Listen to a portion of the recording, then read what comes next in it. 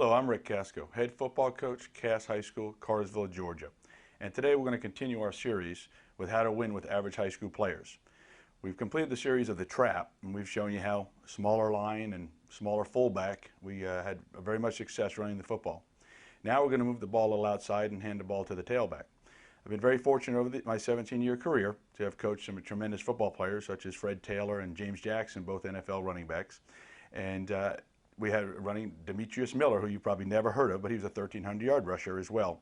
So what we're going to show you here is that whether you're a top-level running back or you're a talented young man that can run the football behind a smaller line with angle blocking, we're going to show the advantages of that you can get away with running the football successfully.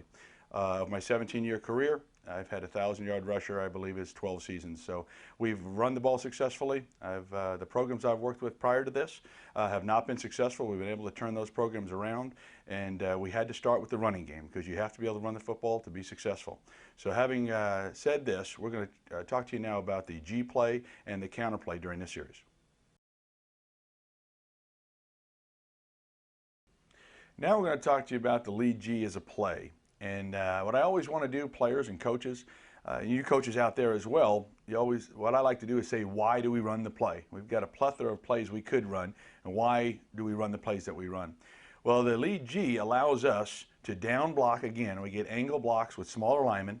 We get a pulling guard from the backside, and we get an extra player into the play and allows our tailback at a fairly deep alignment to read and find the hole. So what we're trying to do is get one extra player to block our play side angle wise. So I'm going to show you that on the board right now. We're going to draw up just a regular pro set versus a base defense, and we're seeing a lot more 50. We'll draw up a 50 the first time here, and we're going to take this play for us is basically a tight end play, and we run it out of the I formation.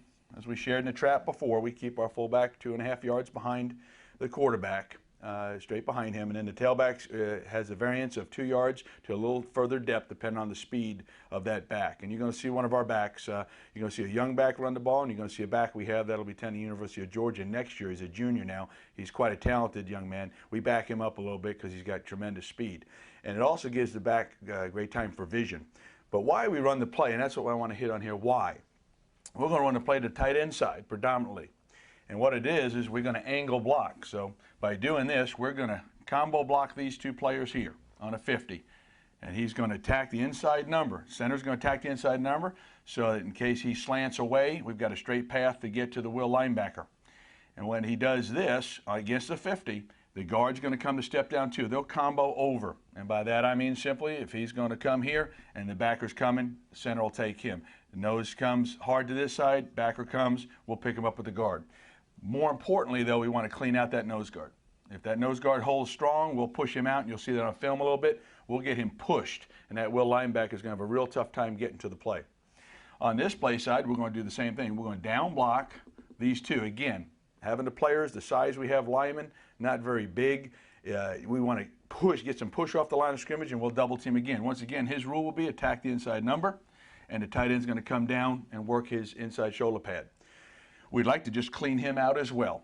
Realistically, we don't care about this player unless he blitzes. If he blitzes here, as we come in here, you're going to have a one-gap player. He's going to work out